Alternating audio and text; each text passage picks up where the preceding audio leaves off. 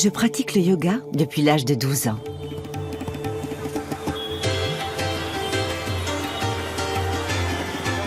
J'ai entrepris de parcourir l'Inde pour mieux connaître les racines de cette discipline.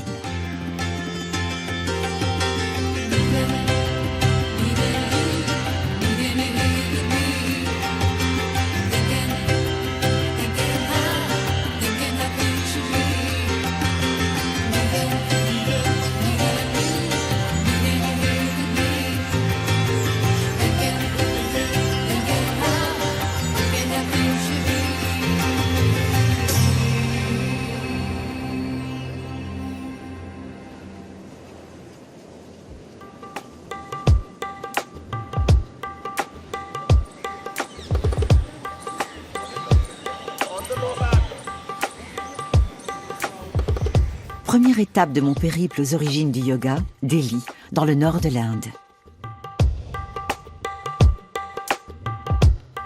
S'il est une chose qui unit les quelques 19 millions d'habitants de la ville, c'est sans doute le yoga. Mais peut-on parler de sport national dans un pays multiethnique ?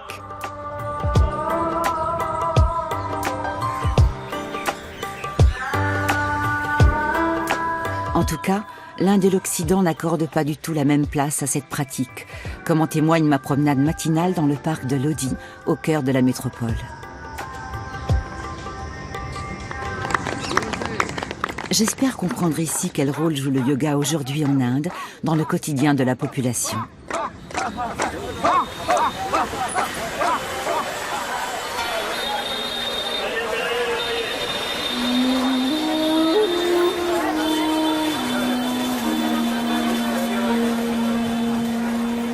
Pour cela, j'ai rendez-vous avec Kaushal, un journaliste de télévision, un grand amateur de yoga qui connaît la ville comme sa poche, m'ont assuré mes amis.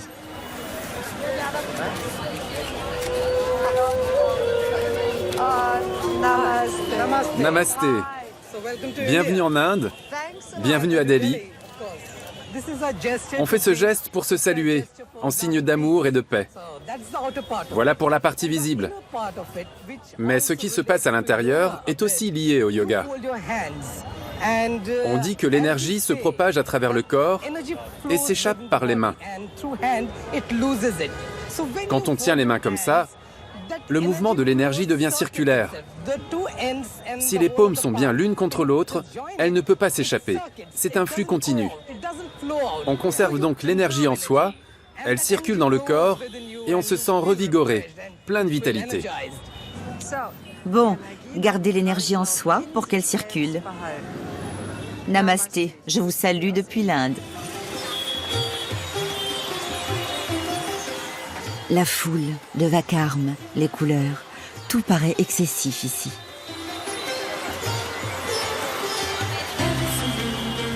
Il suffit de connaître les règles. Il faut lever la main, comme ça, il s'arrête.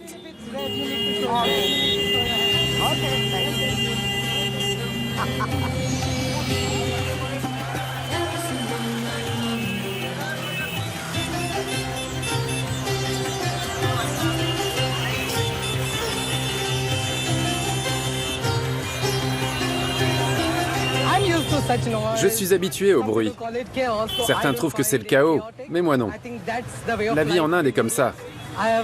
Je suis né ici, j'ai toujours vécu dans cette atmosphère.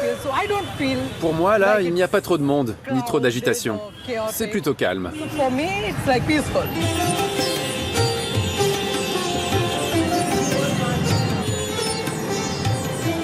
Mais à mes yeux d'Européenne, c'est un bouillonnement incessant. Derrière cette effervescence, pourtant, le pays tourne. Et puis, il y a les senteurs, exquises. On m'a conseillé de ne pas m'acheter à manger auprès des vendeurs de rue les premiers jours. Le temps d'habituer mon estomac.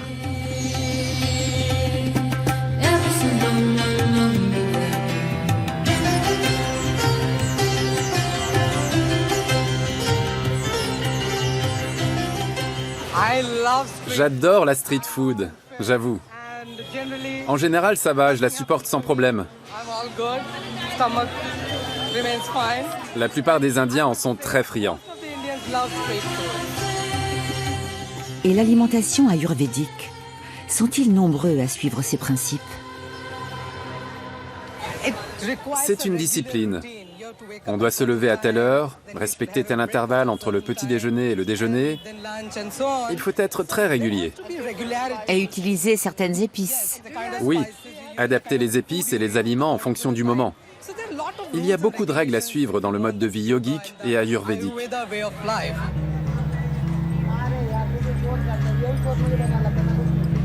Depuis 2014, le pays est gouverné par Narendra Modi.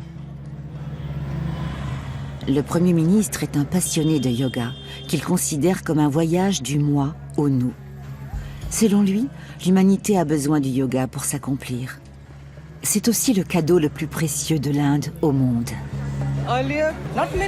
Avant, on ne parlait pas autant du yoga. Ça a changé depuis ces 10 dernières années. Maintenant, tout le monde sait que c'est un art de vivre originaire d'Inde. Et certains s'en servent pour leur santé.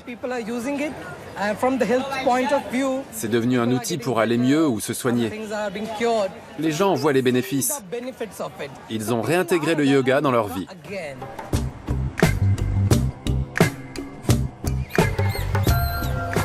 Ce pays de plus d'1,2 milliard d'habitants regroupe 29 États fédérés.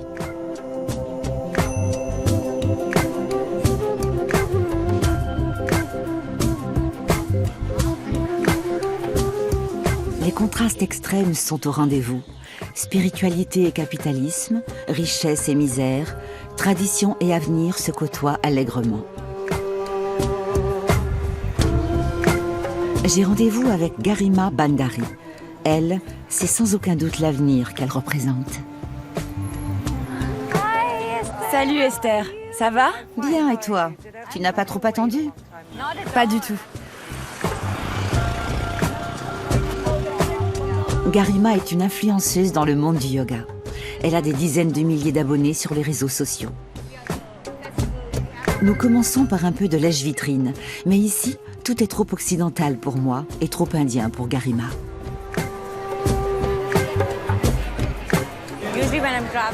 En général, je fais du shopping en voyage. J'étais à Londres il n'y a pas longtemps et j'en ai profité. Ici, je commande plutôt en ligne, pour moi et pour les enfants. Garima me montre sa chaîne YouTube. Tu es drôlement musclé. J'étais. On va faire plein de yoga aujourd'hui. Allons-y, j'ai envie de progresser. Après tout, c'est dans cet esprit que je suis venue en Inde, pour approfondir mes connaissances et ma pratique du yoga. On commence par remercier nos maîtres et nos ancêtres qui nous ont transmis cette pratique sacrée du yoga, vieille de plus de 5000 ans. Les élèves s'inclinent toujours devant le professeur avant la pratique. Je vais chanter un mantra, je dis une phrase et tu répètes après moi, si tu y arrives. Je vais essayer. Tu n'as pas un papier? On commence les mains jointes. J'y vais. Vande Gurunam Charanaravinde. Vande Gurunam Charanaravinde. Sandarshita Swatma Sukhavabodhe. Sandarshita Swatma Sukhavabodhe.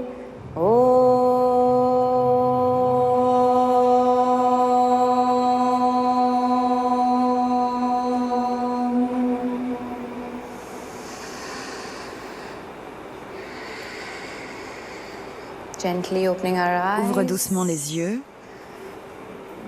On a tendance à chercher la paix et le bonheur à l'extérieur, alors qu'ils sont en nous.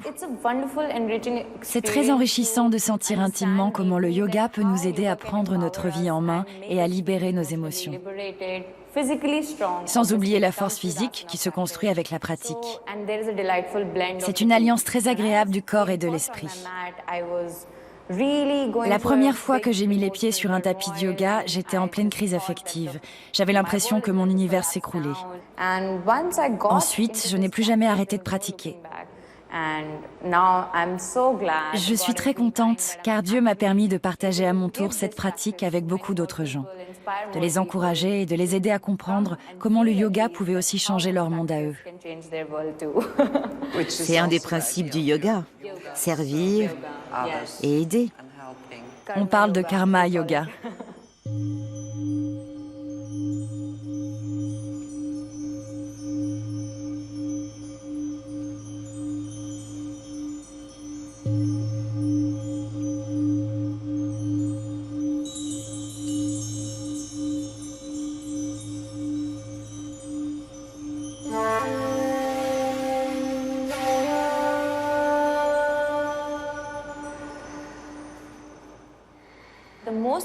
L'aspect le plus important et le plus accessible du yoga est la respiration.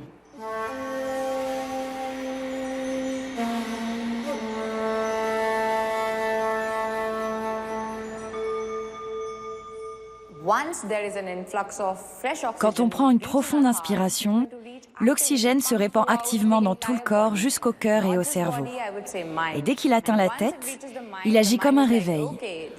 On peut mieux se concentrer, canaliser son attention, on est moins fatigué et la mémoire fonctionne mieux.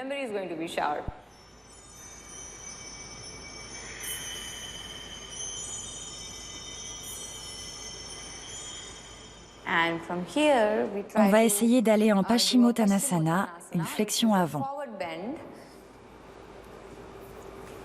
On amène le front vers les genoux.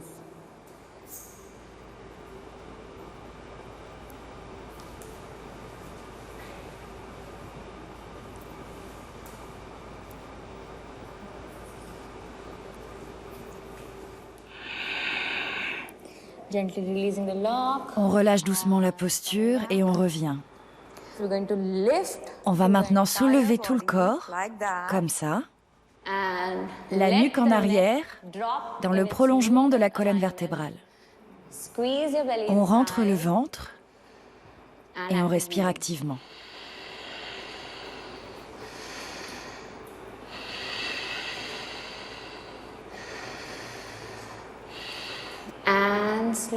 Et on revient au centre. Le yoga s'adresse à tout le monde. C'est son fondement même. Dans les Yoga Sutras du sage Patanjali, il y a une très belle formule qui décrit le yoga et sa pratique.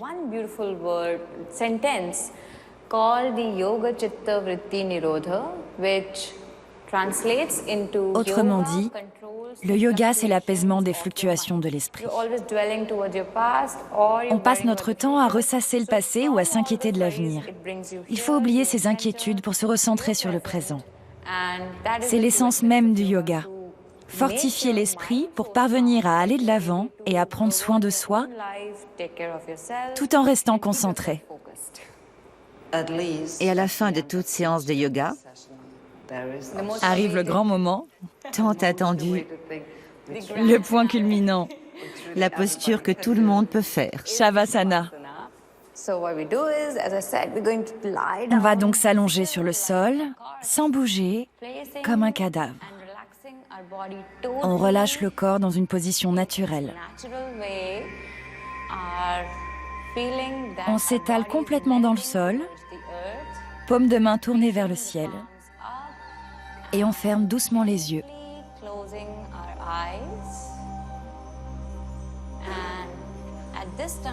La respiration est naturelle.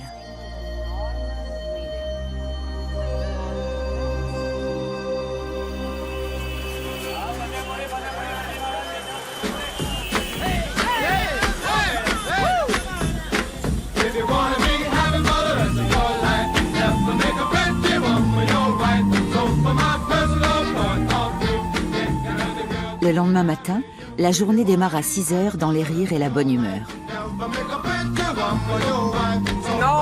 Aujourd'hui, il y a une équipe de télé qui va nous filmer. Bonjour tout le monde! Ancien officier à la retraite, Sushan Shrivastava dispense tous les matins un cours collectif à une 50aine d'élèves. Il enseigne le yoga du rire qui obéit à ses propres règles.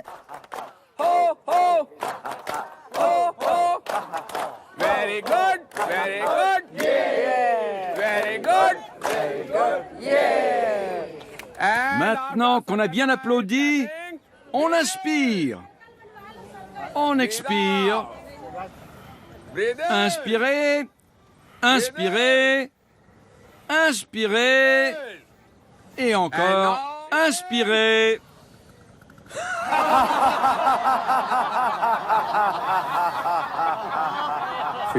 C'est excellent pour le corps et pour l'esprit. Le rire ne résout pas les problèmes, mais il aide à les surmonter grâce à l'oxygène qu'on inspire et au mouvement qu'on fait. Les exercices de rire activent automatiquement la circulation sanguine. Mes élèves ont tous entre 60 et 85 ans. Ils viennent ici au petit matin pour rire pendant une demi-heure et se rencontrer. Le rire est communicatif. Si je te vois rire, je vais me mettre à rire à mon tour. Si tu es triste, ça va m'affecter aussi. Relâchez le corps et l'esprit. Secouez les mains et inspirez. Ce n'est pas du yoga classique, mais on fait beaucoup d'exercices yogiques.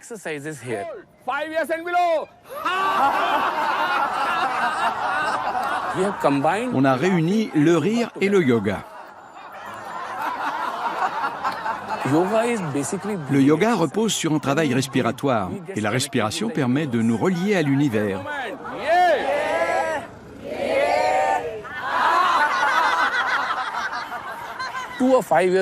On n'a pas besoin d'expliquer à des enfants de 5 ans comment rire et s'amuser. S'ils se courent après, c'est pour s'amuser. Les adultes, non. Si je te cours après, c'est que je suis en train de te pourchasser. Ce n'est pas pour rire. Ici, on essaie de réapprendre à se comporter comme des enfants. Je dis toujours, je n'ai pas 61 ans, j'ai 1 an et 60 ans d'expérience. Il est donc normal que je me conduise comme un enfant d'1 an. Ces seniors qui vivent seuls, pour beaucoup, apprécient ce moment de convivialité matinale. Je me sens reliée non seulement à l'univers, mais aussi à chacun de ceux qui m'entourent. Ici, on rit, on respire, on saute, on s'étreint, et ça fait un bien fou. Ça, c'est du rire cœur à cœur.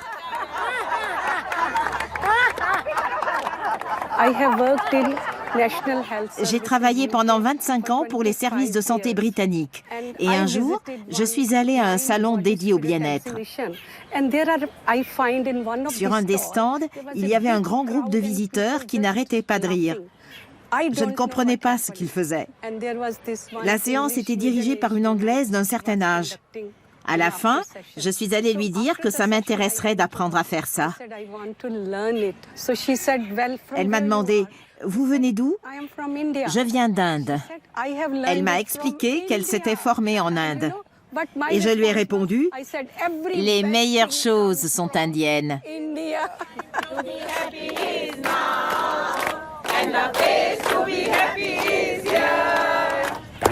Le moment pour être heureux, c'est maintenant. L'endroit pour être heureux, c'est ici. C'est ici qu'il faut être heureux, et pour être soi-même heureux, il faut rendre quelqu'un heureux et se créer un petit paradis comme ici. J'adore. C'est une comptine pour enfants. On a décidé de dire à tout le monde qu'il faut profiter de la vie ici et maintenant. C'est quelque chose qu'il faut ressentir. Tout est là. Il n'y a ni paradis ni enfer, rien en dehors de cette vie. Time to be happy is now, and the place to be happy is here. And the way to be happy is to make someone happy and have a little heaven right here. Time to be happy is now, and the place to be happy. Namo. Le yoga du rire est en passe de conquérir le monde et de lui faire beaucoup de bien. J'ai une mission, rire avec un maximum de gens, avec autant de personnes que possible. Et chaque fois que je peux répondre, ne serait-ce qu'un tout petit peu de bonheur, je le fais. Je suis très reconnaissante au Tout-Puissant, quel qu'il soit. Et je ris avec le cœur. Imaginez la même scène dans une grande ville européenne. Tout le monde se regarde dans les yeux et salue le divin chez son voisin. On s'esclaffe ensemble et on se prend dans les bras. Une belle utopie que je vais garder dans mon cœur.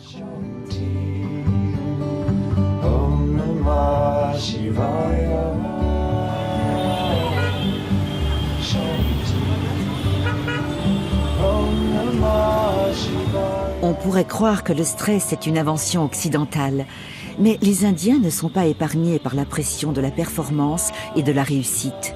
Ils sont beaucoup à se lancer eux aussi dans une quête de calme, de paix intérieure et de sens.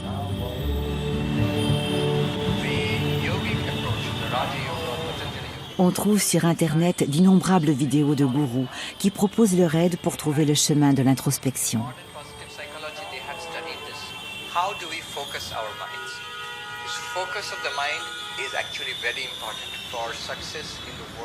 Au cœur de Delhi, la mission Ramakrishna apporte une réponse à cette recherche intérieure et accompagne les candidats au cheminement spirituel. La librairie de l'ashram permet de se documenter sur son fondateur, Swami Vivekananda, qui poursuivait une grande ambition, construire la paix dans le monde.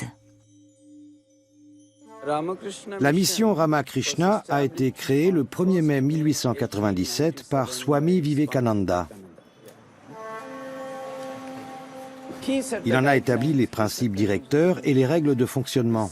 Le grand Swami avait pris la parole devant le Parlement mondial des religions à Chicago en 1893 et avait plaidé pour plus d'harmonie entre les religions. Nourrissez votre esprit, me conseille ce fascicule que je m'empresse d'acheter, ainsi que celui-ci et celui-là. Il me les faut tous. Le secret de la concentration,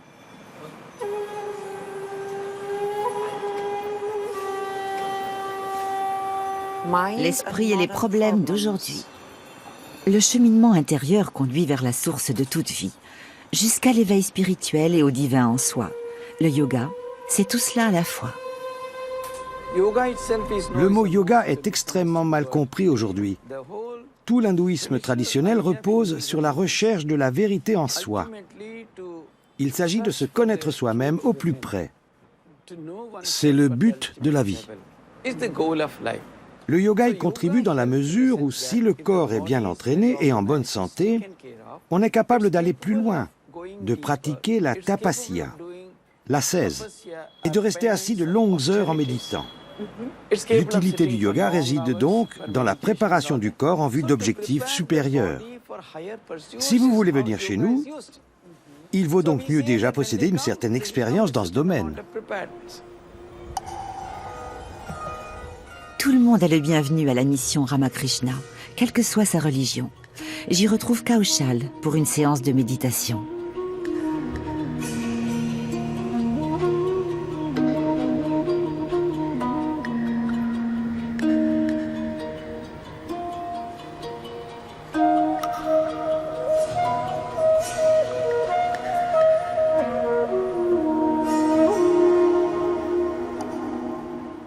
Quelle place occupe la méditation dans le yoga?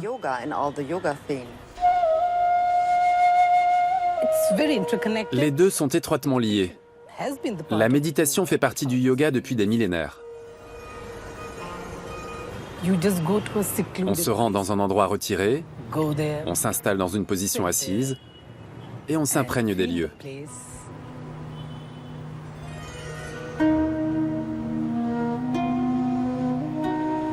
On s'assoit en sukhasana, c'est-à-dire en tailleur. On peut choisir un mudra, par exemple joindre le pouce et l'index, et on ferme les yeux.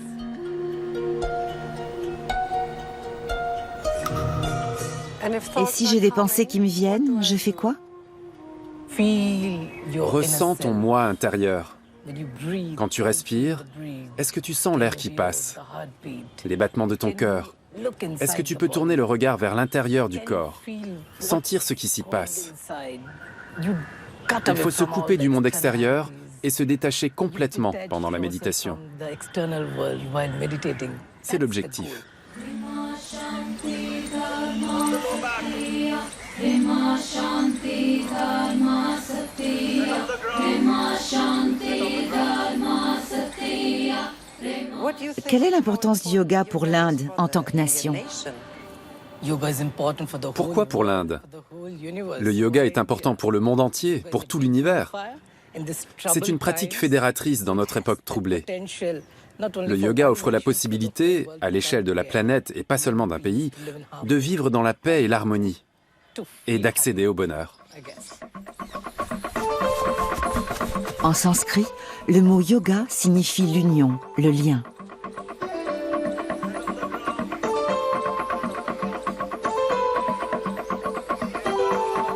C'est bien la promesse d'un monde et d'une humanité unie, à l'image de ce mantra souvent répété au début ou à la fin de la pratique, que tous les êtres vivent heureux et libres.